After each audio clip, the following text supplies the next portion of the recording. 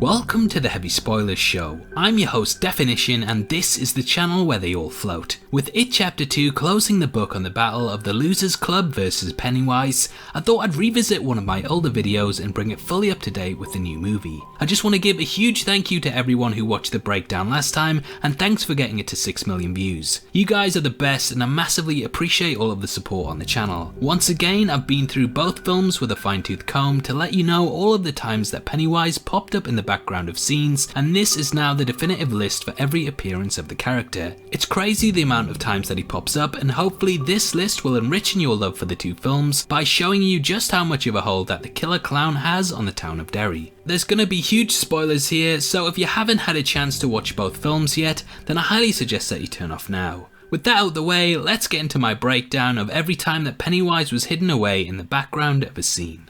Okay, so our list starts in the beginning of It Chapter 1, within the first 5 minutes before Georgie even comes face to face with the character in the sewers. As Georgie makes his way down to the basement, he passes several impressions of Pennywise and even almost bumps into the character directly when making his way down the stairs to the bottom part of the house. Throughout his home, there are several images of Pennywise ingrained into the wallpaper as Georgie makes his way to get the wax, and in a blink and you'll miss it moment that roughly takes place over 2 frames, you may also notice Pennywise's small shiny eyes watching the young boy at the top of the stairs as he descends the flight of steps. This is the first of many examples that shows that it's always one step behind its prey, constantly stalking them and waiting for the perfect moment to attack. Whilst it also appears later in the scene hiding under the stairs. Who knows how long it followed Georgie for before making its attack. However, it does cement that once Pennywise has its eyes on you, it's difficult to get away. Up next is the library scene with Ben, in which there are several minor appearances by Pennywise before he makes his final play and tries to attack the character in the basement of the building. I guess the rule is, if there's a killer clown after you, just don't go downstairs anywhere. Anyway, the first one comes in the form of the creepy librarian that slowly watches Ben as he reads about the history of Derry. Throughout the scene, the mysterious librarian creepily stares at him, smiling as he digs deeper into what exactly may be going on in the town. It's a really haunting scene, and it's something that I didn't even pick up on my first couple of watches, though the more you focus on the background of the scene,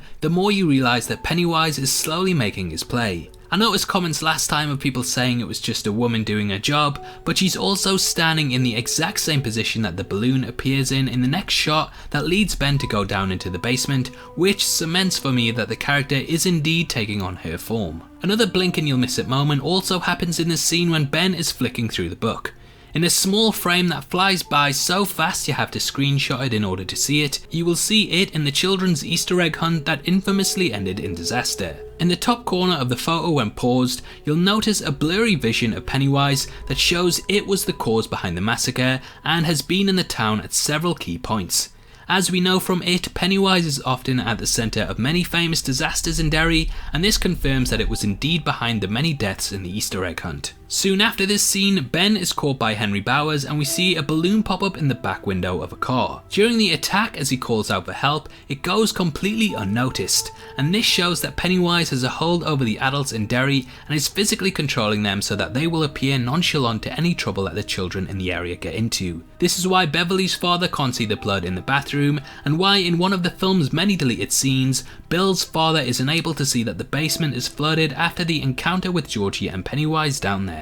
Whilst the one in the car is rather obvious, it adds a nice amount of subtext to the city and definitely lets you know that Pennywise has the ability to reach into pretty much every aspect of Derry. The next one comes during the scene in which the Losers Club try and help Ben with his cuts. The characters are all leaning up against a wall with graffiti behind them, which seems innocuous enough until, during the scene, Pennywise's face appears in the markings watching them. The face definitely isn't there earlier in the scene, so it's safe to say that this has been done with something else other than a spray can. It's an awesome little addition that once again cements just how able Pennywise is with hunting his prey. It can follow them wherever it wants to, and this makes it infinitely more terrifying. Up next is another rather obvious one, but I thought I'd include it in case you missed it.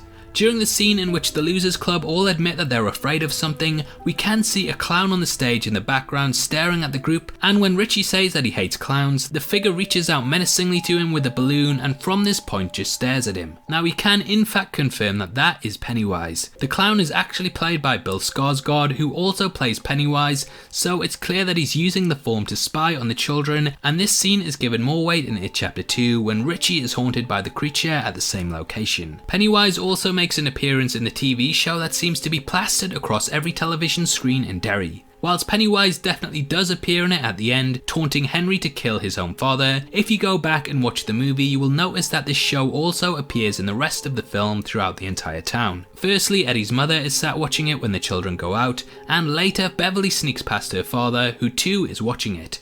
So it might just be a great thing to watch, like the heavy spoilers show, right? Well, you can actually hear the woman in the show say, "It's okay to go and play in the sewers. It's safe and fun." This is of course telling children to enter Pennywise's domain and to potentially become his next meal, so yeah, it's definitely probably the creepiest thing that anyone could be watching. Sitting next to the presenter are the missing children from Derry, who all have severe wounds in their body that probably indicate the brutal way that Pennywise killed them. This entire TV show is another method that Pennywise uses to control the town, and what makes it clear that Pennywise is behind it all is cemented by the fact that it's playing when Beverly sneaks past her father, then when we cut back to the TV moments later, it's just playing static. Next up, on the way to the house on Neobold Street, before the Losers Club enter, we can see a bottle with Bob Gray written on it, which is a callback to Pennywise, who famously used the moniker. Bob Gray is a reference to the serial killer Albert Fish, who too used the pseudonym when carrying out his killings. The final one in the film comes in the house on Neobold Street, in which Richie becomes trapped in a room full of dolls. Not only is there one that resembles the original Pennywise portrayed by Tim Curry in the 1990s miniseries, there's also one that looks like the updated version on the right hand side. Both sides of the room show the history of Pennywise, and it showcases that the character was watching Richie far before he jumped out of the coffin to attack him. And that's all of the ones from It Chapter 1, and before we move on, I just wanted to point out one that you might have missed in Spider-Man Far From Home. This one's way too short to do a full video on, but early on in the film at the 18-minute mark, Jake Gyllenhaal aka Mysterio can be seen stalking Peter Parker way before he's formally introduced to the character. Not only does Mysterio pull a Pennywise here, but he also puts illusions into people's heads, so I thought I'd include this in this list. Anyway, back to It Chapter 2. The first one that we see in the film is during the introductory logos, in which we can see the deadlights floating around the Warner Brothers and New Line logo. This is a nice way to kickstart the movie, and it lets us know that these will be major parts of the film. When we're introduced to Henry Bowers, we can see in his room images of Pennywise on the wall, most notably a red balloon which shows that he never really got out of his head. The next major one we see appears during Mike's vision of how to carry out the ritual of Chud. When viewing how it came to Derry, we can see a form of Pennywise standing behind Mike, mimicking his movements, and also in the scene we see the original form that it used to attack the Native Americans in the area, which was a giant bird and huge beast. One of the forms for a split second looks like the original spider form that is seen at the end of the 1990s miniseries, and in Mike's room there's actually a poster with Pennywise on, which is promoting the Derry Canal Days. There's no reason that Mike would want to have an image up of the thing that scared him the most throughout his entire life, so I have a sneaking suspicion that Pennywise put it there himself. The next one is pretty obvious and was shown in the teaser trailer for the film.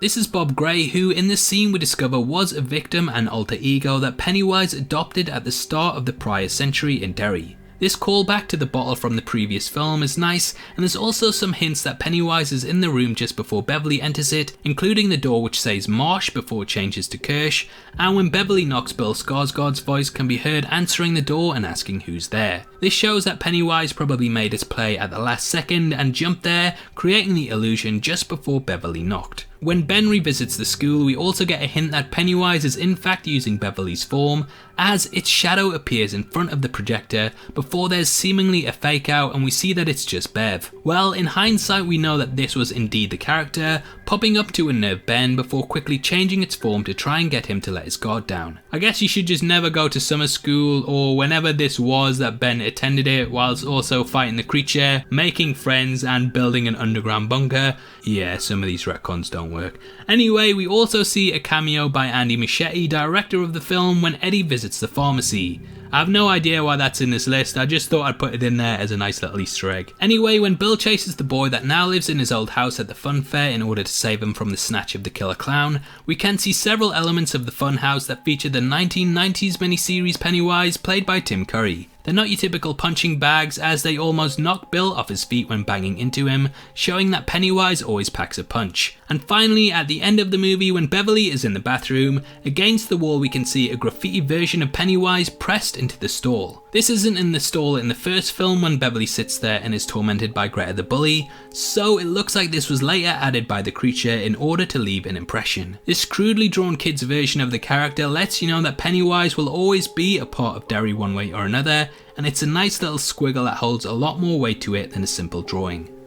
And that's every time that I notice Pennywise popping up in the background of a scene in both films. Obviously, I'd love to hear your thoughts on these. Did you notice them, and have you spotted any more? Comment below and let me know, and if you enjoyed this video then please give it a thumbs up, and if you want something else to watch after this then make sure you check out my breakdown of the upcoming It's supercut that's been confirmed by director Andy Muschietti. I go over all of the scenes that'll be added into it as well as some of the new ones, so it's definitely worth checking out if you want to know more. If you want to come talk to me about movies, TV shows, games and comic books, then you can follow me on Twitter at DefinitionYT. It's the best way to get in touch with me and it's the perfect place to suggest new videos and content, so hopefully I'll see you over there after this. I also just want to let you know that we're giving away a free copy of Spider-Man Far From Home on Blu-ray, and all you have to do to be in with a chance of winning is to like this video, make sure that you subscribe to the channel and leave your thoughts on the Pennywise appearances in the comment section below. The winner will be chosen at random on October the 15th and the Blu-ray will be shipped out from then to whoever gets the prize, so best of luck to everyone who takes part. This is a channel for people who are mad into movies, so if that's the kind of thing you like, hit subscribe. Thanks again for taking the time to watch this. I've been Definition, you've been the best, and I'll see you next time. Take care, peace.